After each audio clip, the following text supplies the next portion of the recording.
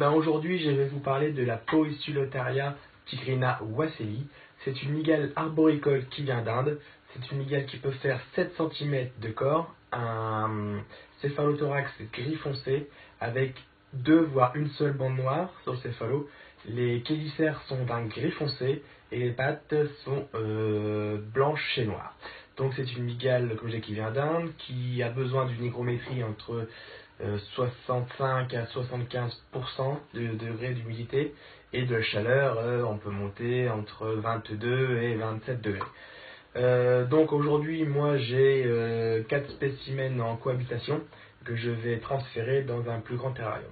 Le terrarium, en fait, comme c'est de l'arboricole, est beaucoup plus haut que large.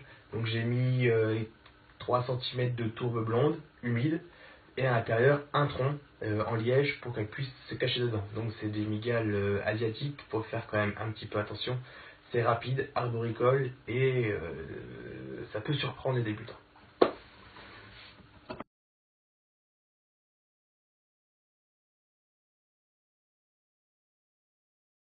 Voici le terrarium en question. Donc pour l'instant, comme c'est des jeunes spécimens, le terrarium fait 15-15 sur 25. Donc de la tourbe, comme on voit, et un tronc creux où elles iront se cacher. Donc là c'est l'ancien bac, 4 en cohabitation, et je vais les transférer dedans. Là j'ai l'exemple à peu près d'un terrarium pour une autre Poecilotheria. Donc là c'est pour une Poecilotheria rufilata. Donc on voit bien que il y a un tronc creux et en fait elle se cache à l'intérieur. Donc par contre les rufilata viennent d'Inde aussi et ont besoin de 80-90% d'humidité. Donc on va bien voir donc les vitres sont sales. Pareil, c'est une espèce très peureuse. Dès que j'ouvre la porte ou il y a une lumière, elle file se cacher dans son tronc. Leur ancien pot. Hop. Donc là on en voit une. Et comme je les mets dans ma boîte chauffante, elles grandissent très très vite. J'ai gagné un ami qui a les mêmes, on les voit pas, qui a les mêmes et j'ai beaucoup d'avance par rapport à lui. Allez, on commence le transfert. Donc je prends le tronc creux. Ah, là on en voit une juste là, une autre juste là et deux autres à l'intérieur du tronc. Donc ce que je vais faire, je ne vais pas prendre de risque. Je vais mettre le tronc à l'intérieur et je vais les faire rentrer directement dans l'eau.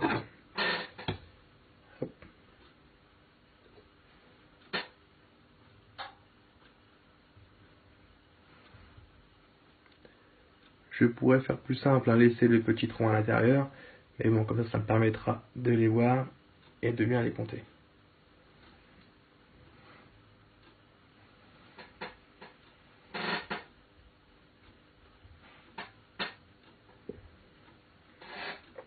Donc là, je sais pas si vous voyez bien, j'ai quand même deux beaux spécimens. Là, elles sont magnifiques.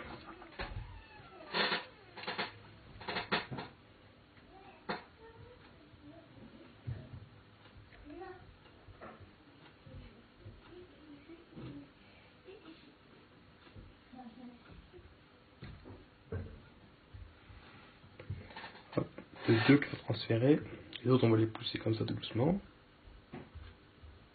Au moins que je les inverse comme elles sont de ce côté-là.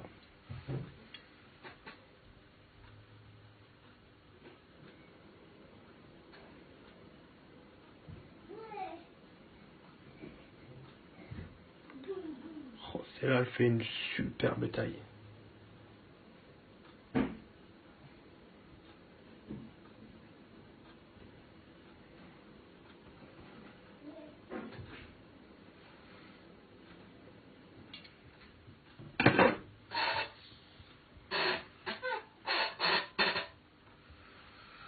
Celle-là, elle est vraiment très très grande.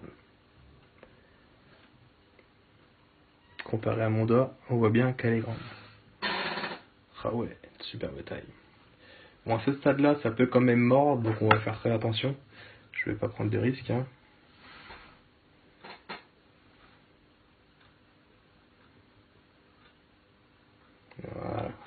sur son tronc.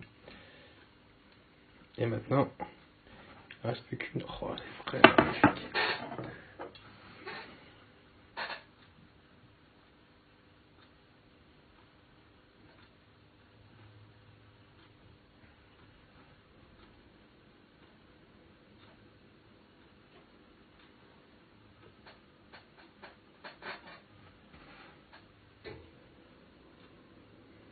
Donc ne pas oublier que ça reste des animaux venimeux et sauvages, donc faut faire très attention. Elle veut pas sortir elle.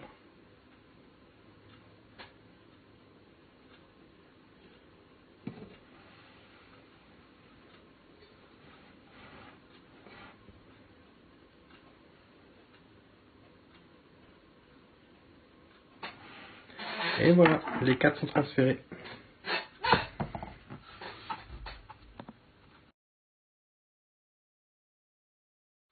Donc c'est une cohabitation, donc on en voit bien une en bas, une au milieu et 2 en haut.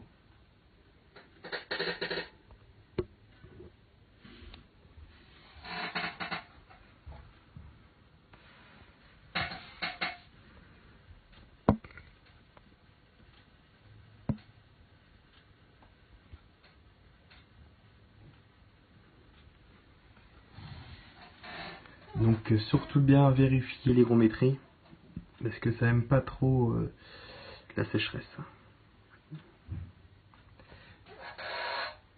Petite technique que je fais dans les nouveaux terrariums, quand c'est un nouveau terrarium avec de la nouvelle tourbe, ce que je rajoute des colomboles.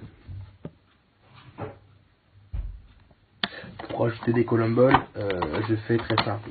Donc, en sachant qu'elles sont à l'intérieur, hop, je prends une cuillère de tourbe à colombole et je le cale à l'intérieur.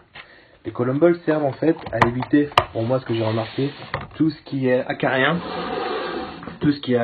et l'apparition de phorides. Parce qu'en fait les phorides ça arrive par rapport aux bêtes mortes et les acariens par rapport aux bêtes qui ont été mangées. Donc les drosophiles, les colomboles je veux dire, mangent les animaux presque mangent entièrement ou les restes de nourriture, ça mange les excréments, ça mange tout, ça permet d'avoir une écologie dans le terrarium. Ça c'est ma petite technique.